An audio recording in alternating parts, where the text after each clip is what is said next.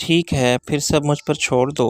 چھوڑ تو دیا ہے اور کیسے چھوڑوں؟ وہ مسکرائی۔ باہر کے سارے معاملات میں سب فیصلے تمہارے، اسی لیے میں تمہیں آفس لے جا رہی ہوں، وہاں میری جگہ تم سنبھالو گے۔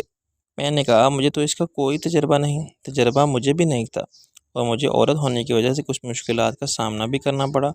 تم مرد ہو، جسمانی اور ذہنی طور پر مجھ سے زیادہ طاقتور ہو، تم مجھ سے پوچھ سکتے ہو کہ یہ کیا ہے اور ایسا کیوں ہے۔ تم کوئی ٹال نہیں سکتا اور یہ نہیں کہہ سکتا کہ میڈم یہ آپ کے سمجھنے کے معاملات نہیں ہیں جیسا کہ مجھے کہا گیا تھا۔ میں نے کہا تمہارا کیا خیال ہے؟ یہاں کوئی انتظام یا مالی گڑبڑ ہے؟ امید تو نہیں، لیکن میں یقین کے ساتھ کچھ نہیں کہہ سکتی۔ ہاشمی صاحب کے ہوتے ہوئے کوئی گڑبڑ ناممکن تھی، مگر وہ 6 مہینے سے زیادہ عملی طور پر دفتر کے مسائل سے بے تعلق رہے۔ انہیں آفس کے ڈسپلن اور اپنی ٹیم پر بہت زیادہ اعتماد تھا، مگر ان کے بعد ٹیم کسی کپتان کے بغیر رہ گئی تھی۔ ان کا پارٹنر دستے راست اور ان کا دوست سب کچھ ایسے ہی چلا رہا تھا۔ کیسے چلا رہا تھا یہ تم دیکھو شادو، یہ سب بہت سینئر وکیل ہیں اور مجھے قانون کے ABC کا بھی پتہ نہیں۔ میں نے کہا اگر خدا نخواستہ کوئی گڑبڑ ہوئی تو میں اسے کیسے کنٹرول کر سکتا ہوں؟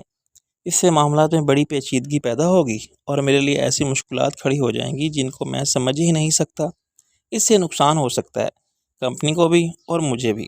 اتنی کم ہمتی کا مظاہرہ کیوں کر رہے ہو؟ کوشش کر کے دیکھو، مجھے پورا بھروسہ ہے تم پر۔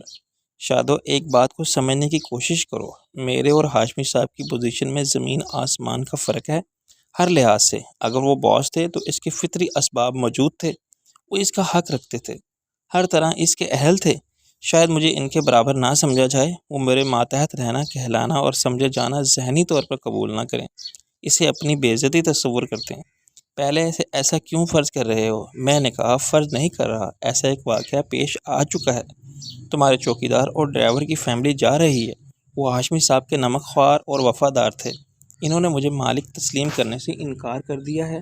اچھا، اسے کچھ صدمہ ہوا؟ ایسا کہا انہوں نے؟ ہاں، پہلے علی نواز نے، پھر اس کے باپ رب نواز نے کہا کہ کل تک وہ چلے جائیں گے۔ تم خود سوچو، جب ایک معمولی چوکیدار اور ڈرائیور کا یہ رویہ ہے تو ان وکیلوں کا کیسا ہوگا جن کے لیے میں کل کا لونڈا اور بے حیثیت اور بے نام اور جاہل آدمی ہوں؟ میں کمپنی کا مالک ہو جاؤں اور وہ میرے ملازم کہلائیں، ان میں سے ان کی سبکی ہوگی۔ وہ خود کمپنی چھوڑ کر چلے جائیں گے یا ایک الگ کمپنی بنائیں گے مل کے، یہاں میں اکیلا بیٹھا رہ جاؤں گا۔ وہ تشویش میں مبتلا ہو گئی۔ میرے ساتھ تو سب ٹھیک رہے، اس کی وجہ تھی تم نے عملاً دخل اندازی نہیں کی۔ جو ہاشمی صاحب کا معاون تھا وہی عملہ اپنی کمپنی کا سربراہ ہو گیا۔ پھر ان کی ہمدردیاں تھیں تمہارے ساتھ کیونکہ تم ہاشمی صاحب کی بیوہ تھی۔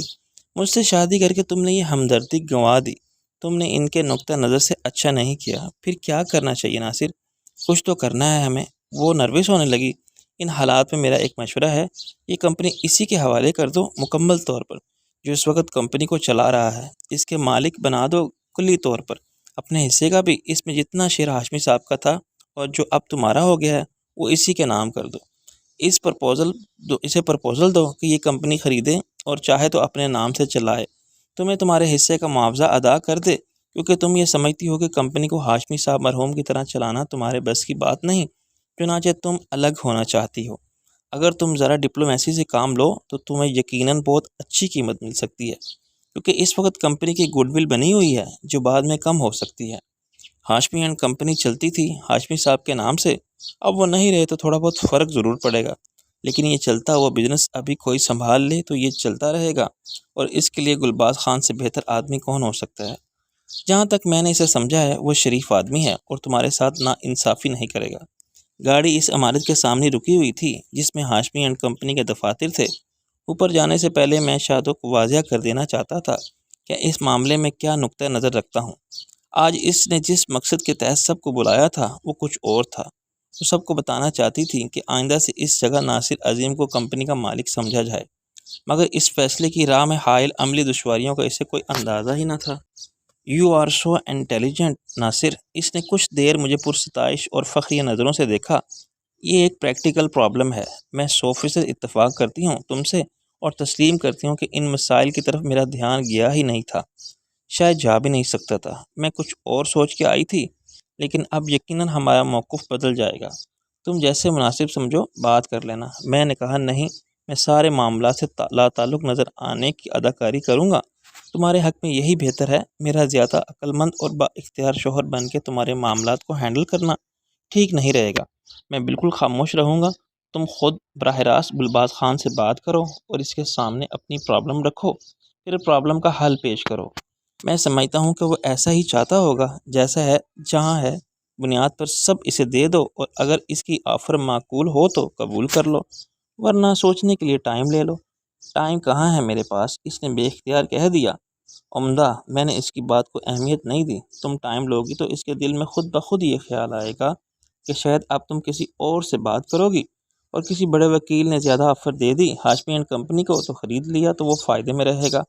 گلباز خان کی پوزیشن پھر وہی نمبر 2، وہ نمبر 1 پر ہونے کا یہ موقع ضائع نہیں ہونے دے گا۔ بالکل ٹھیک کہا تم نے، آؤ اب چلیں۔ میں نے اسے روک لیا کہ آج تم نے سب کی میٹنگ کال کی تھی۔ ہاں، میٹنگ کینسل کرو، گلباز خان سے اپنے کمرے میں بات کرو 1 to 1۔ تیسرا کوئی نہ ہو تو بہتر ہے، تمہارے سوا کوئی نہیں ہوگا۔ میں بھی نہیں، میں نے کہا وہ میری موجودگی پسند نہیں کرے گا اور میں خود بھی اس کی ناپسندیدگی کے جذبات رکھنے والی نظروں سے دور رہنا چاہتا ہوں۔ شاد و تذبذب کا شکار ہو گئی۔ تم کیا کرو گے؟ میں واپس گھر جاؤں گا اور انتظار کروں گا تمہارا، یہ گاڑی چھوڑ جاؤں گا۔ وہ بولی، نہیں، گاڑی لے جاؤ۔ اوکے، میں گاڑی لے جاتا ہوں، جب تم فارغ ہو جاؤ تو مجھے فون کر دینا، میں آ کے تمہیں لے جاؤں گا۔ اور اگر گلباز خان تمہیں کرٹسی میں خود چھوڑنا چاہے تو اسے انکار مت کرنا، اس کے ساتھ آ جانا۔ وہ مسکرائی، تمہارا ذہن ہر طرف سوچتا ہے۔ میں نے کہا، کیا تم بھول گئی ہو کہ میرا IQ لیول 140 تھا؟ میرا شاید صرف 40 ہوگا۔ اگر اپنے مقابلے میں تم مجھے ناقص العقل بھی کہو تو میں عورت ہونے کی وجہ سے نہیں، ویسے ہی مان لوں گی۔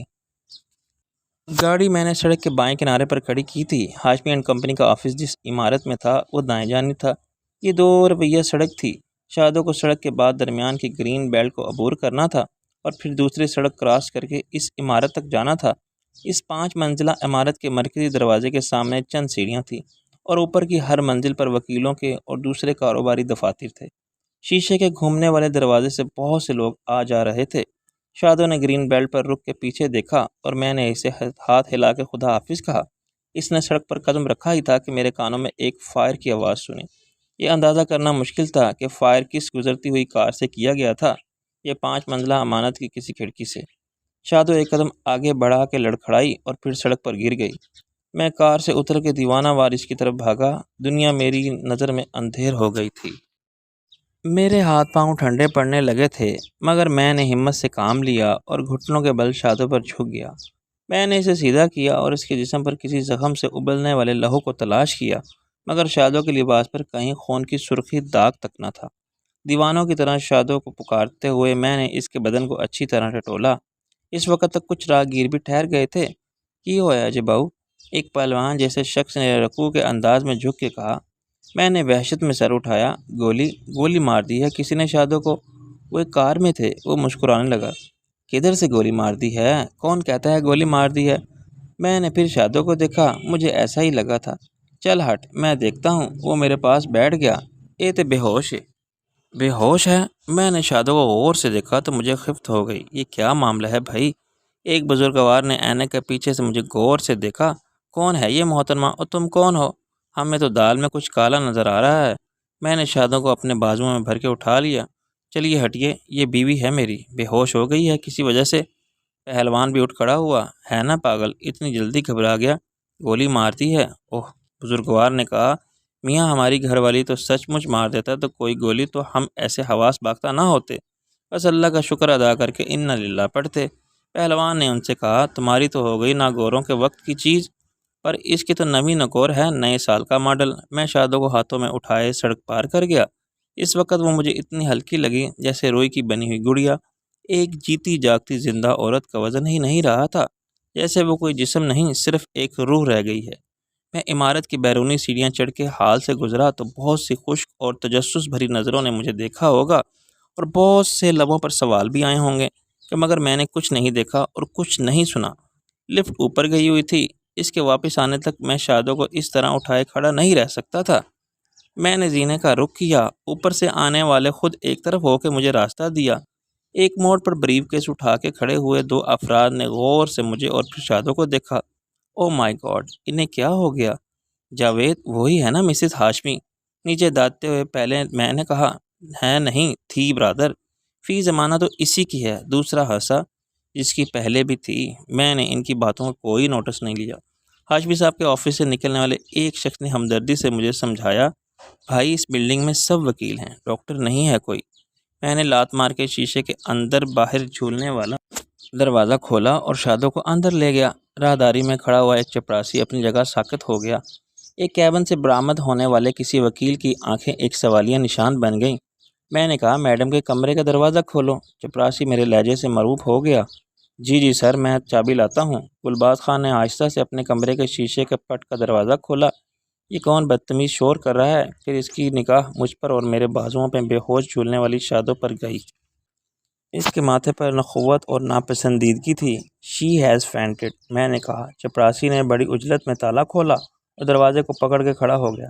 میں نے شادو کو اندر لے جا کے ایک صوفے پر لٹا دیا۔ آفس سینٹرلی ایئر کنڈیشن تھا، چنانچہ بند ہونے کے باوجود اس کمرے میں خوشگوار ٹھنڈک تھی، جس میں پہلے ہاشمی صاحب بیٹھتے تھے اور کچھ عرصے سے شادو بیٹھ رہی تھی۔ گلباز خان نے اندر آ کے کہا، کیا ہوا ہے انہیں؟ میں نے نرمی سے کہا، میں بتا چکا ہوں، اب آپ مجھ سے مزید سوالات کرنے کی بجائے کسی ڈاکٹر کو بلائیں پلیز، جو بھی قریب ہو وہ فوراً آ جائے۔ اس نے سر ہلایا اور باہر چلا گیا۔ شادو کے پیر سے نکل کے ایک جوتا کہیں باہر گر گیا تھا، وہ چپراسی نے اندر لا کے مجھے پیش کیا۔ میں نے اس سے پانی منگوایا، مگر پانی آنے سے پہلے ہی شادو نے آنکھیں کھول دیں۔ وہ کچھ دیر خالی خالی نظروں سے چھت کو دیکھتی رہی، پھر اس نے میری طرف دیکھا۔ میں نے کہا، شادو جی کیا ہو گیا ہے تمہیں؟ پتہ نہیں، وہ کمزور سی آواز میں بولی، مجھے ایک چکر سا آیا تھا، بہت کمزوری محسوس ہو رہی ہے، مجھے سہارا دے کے اٹھاؤ۔ میں نے کہا، نہیں تم لیٹی رہو، میں نے ڈاکٹر کو بلوایا ہے۔ ڈاکٹر کی ضرورت نہیں، اس نے خود اٹھنے کی کوشش کی۔ کسی نے فون کیا ڈاکٹر کو، اسے منع کر دو ناصر۔ میں نے مجبوراً اسے سہارا دے کر کھڑا کیا۔ وہ لڑکھڑائی اور سنبھل گئی۔ اس نے مسکرانے کی کوشش کی اور آگے بڑھ کر اس گھومنے والی کرسی پر گر گئی، جو اس کے مرتبے، پوزیشن اور سٹیٹس کی علامت اور نگہبان تھی۔ اسی ہی کرسی پر ہاشمی صاحب بیٹھتے تھے، کیونکہ وہ ہاشمی اینڈ کمپنی کے مالک تھے۔ اب مالک شادو تھی، یہاں بیٹھ کے اس کے احساس سے اعتماد حاصل کرنا چاہتی تھی اور دوسروں کے سامنے اس اعتماد کا مظاہرہ کرنا چاہتی تھی۔ اس نے گھنٹی کا بٹن پیر سے دبا کے چپراسی کو طلب کیا، ڈاکٹر کو جس نے بھی فون کیا ہے اسے کہو کہ ڈاکٹر کی ضرورت نہیں ہے۔ یس میڈم، گلباز خان صاحب نے فون کیا تھا، انہیں بلاؤ یہاں اور دیکھو کافی چائے اور کسی کو بھیجو سینڈوچ لائے شیزان سے۔ جلدی۔ شادو کے انداز تحکم نے مجھے حیران کر دیا۔ Yes madam. چپراسی سر جھکا کے نکل گیا۔ شادو میری طرف دیکھ کے مسکرائی، کیسی ہے میری ایکٹنگ؟ روب پڑا تم پر؟ بہت زیادہ، میں نے سینے پر ہاتھ رکھ کے اور سر جھکا کے کہا۔ لیکن میڈم یہ جو ایکٹنگ فرما رہی ہیں، آپ کی طبیعت بالکل ٹھیک ہے اور ڈاکٹر کی کوئی ضرورت نہیں، یہ زیادتی ہے، غلط ہے۔ پلیز ناصر، مجھے تمہاری سپورٹ چاہیے، میں کسی کو یہ امپریشن دینا نہیں چاہتی کہ میں کمزور پڑ گئی ہوں کسی بھی وجہ سے۔ اس نے لجاجت سے کہا۔ میرا دل موم کی طرح پگھلنے لگا۔ تمہیں کچھ کہنے کی ضرورت نہیں شادو، میں تمہارے ساتھ ہوں، تمہاری طاقت بن کر۔ گلباز خان اندر آیا اور شادو کو کرسی پر بیٹھا دیکھ کے حیران سے زیادہ مایوس ہوا۔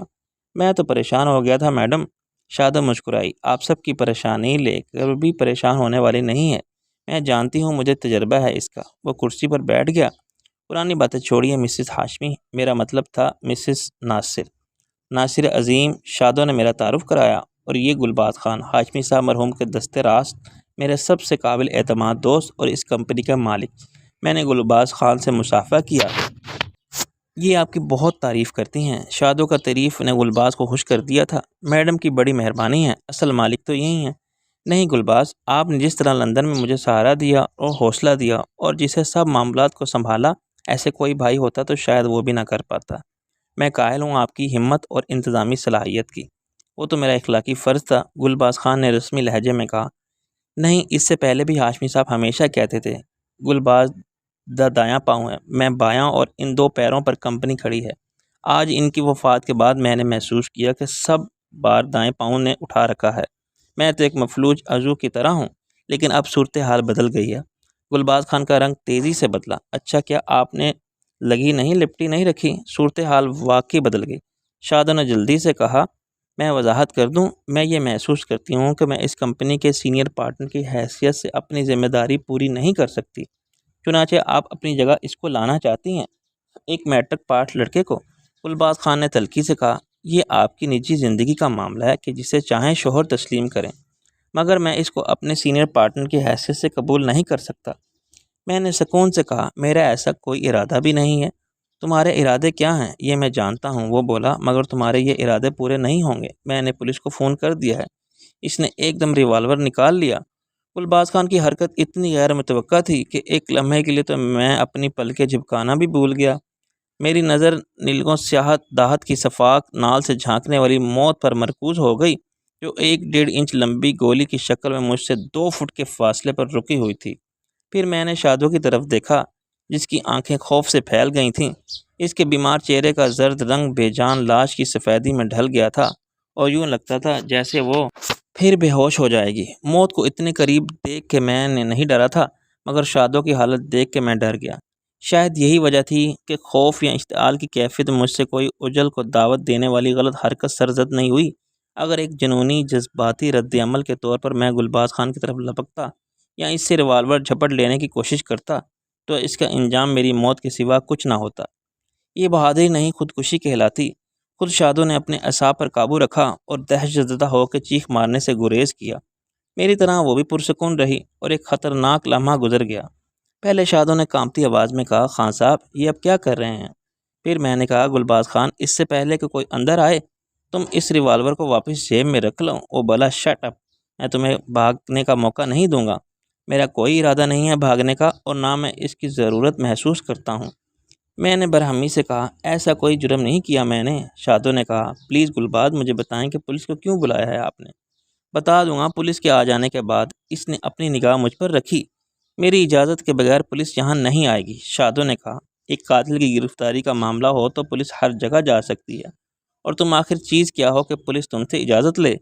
یہ مت بھولو کہ میں مالک ہوں اس کمپنی کی گلباز، تم خود بھی قاتل ہو، اور ایک قاتل سے شادی کرنا تمہارا دوسرا جرم ہے۔ تم کیا سمجھتی ہو کہ مجھے معلوم نہیں؟ اپنے شوہر کو تم نے کیسے ٹھکانے لگایا تھا؟ اس یار کے لیے تم دونوں کی سازش کو ہاشمی صاحب نہیں سمجھے، مگر میں اس کی اشتعال انگیزی نے صورتحال کو دھماکہ خیز کر دیا۔ گھنٹی کا بٹن شادو کی میز کے نیچے اس تختے پر تھا جس پر وہ اپنے پاؤں رکھتی تھی۔ اس نے بٹن دبایا تو باہر گیلری میں سے بزرگ کی خرخت آواز سنائی دی۔ ایک سیکنڈ کے 100ویں یا 1000ویں حصے کے لیے گلباز خان کی توجہ دروازے کی طرف گئی اور اس کی نظر کا فوکس بدلا۔ شادو نے وہی کیا جو اسے کرنا چاہیے تھا، مگر اس سے پہلے کہ میں اس مہلت سے فائدہ اٹھاتا، شادو کا ہاتھ تیزی سے حرکت میں آیا اور اس نے کوئی چیز گلباز خان پر کھینچ ماری۔ یہ ٹنکی روئی کا کاغذ ڈالنے والی باسکٹ تھی جو اس کے دائیں ہاتھ پر نیچے رکھی ہوئی تھی اور میری نظر سے بھی اوجھل تھی۔ میں سمجھتا ہوں کہ اس وقت شادو نے بڑی حاضر دماغی اور ہمت سے کام لیا۔ اگر وہ میز رکھی ہوئی کسی چیز کی طرف ہاتھ بڑھاتی تو گلباز خان اسے وہ چیز اٹھانے کی مہلت ہی نہ دیتا۔ وہ بالکل ساکت بیٹھی ہاتھ کو آہستہ آہستہ ویسٹ پیپر باسکٹ کی طرف لے گئی۔ اس کا وزن کم تھا، مگر یہ خاصی بڑی چیز تھی۔ اس کنارہ مضبوطی سے تھام کے شادو نے اچانک اسے اٹھا لیا اور گلباز پر پھینک دیا۔ اس کے ساتھ ہی میں نے غوطہ مارا۔ وہ چیز گلباز خان کے سینے پر لگی اور اس نے خود کو بچانے کی کوشش کرتے ہوئے ٹریگر دبا دیا، لیکن این کی بالٹی جیسی باسکٹ لگنے سے اس کا توازن برقرار نہیں رہا اور ریوالور کی نال کا رخ خود بخود بدل گیا۔ شاید یہ سب اس کے لیے ہوا تھا کہ دست اجل نے وہ وقت کسی اور کی زندگی کا چراغ گل کرنے کے لیے بہت پہلے سے مقرر کر دیا تھا۔ وہ شخص دفتر کا چپراسی تھا جو بالکل صحیح وقت پر دروازے سے اندر آیا۔ گولی چلنے سے پہلے ہی اس کا ایک ہاتھ دروازہ کھولنے والا ہینڈل گھما چکا تھا اور اس کا ایک پاؤں اٹھ چکا تھا۔ اس وقت واپسی اس کے لیے ناممکن تھی۔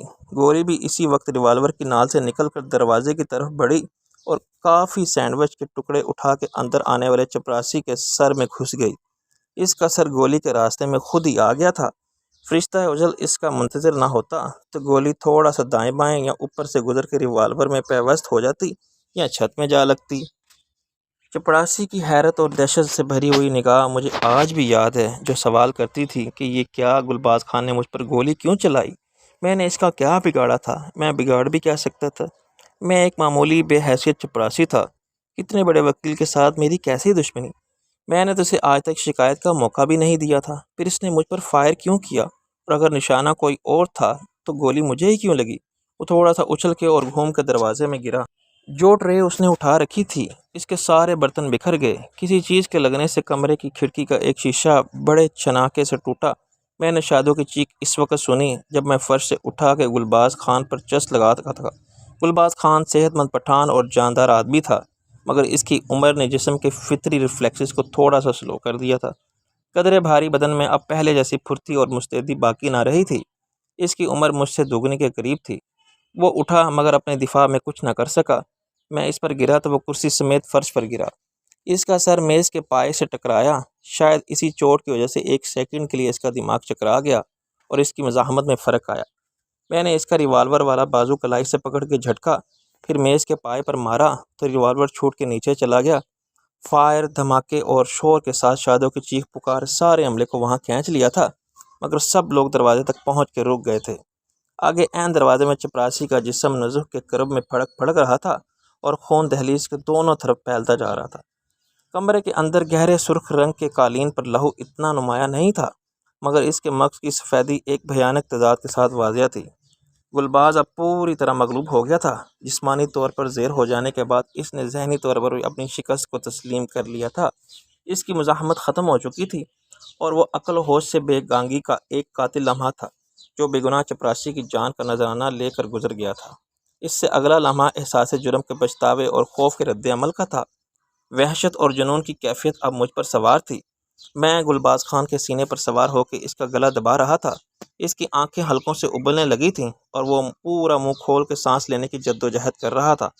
شادو نے مجھے کئی بار چلا کے کہا، ناصر پاگل ہو گئے ہو تم، یہ مر جائے گا، چھوڑ دو اسے۔ نہیں، میں اسے نہیں چھوڑوں گا، میں نے ہانپ کے کہا۔ شادو نے میرے بال پکڑ کے کھینچے، پھر لوگوں پر چیخنے لگی جو خوف زدہ کھڑے کچھ بھی نہیں کر رہے تھے۔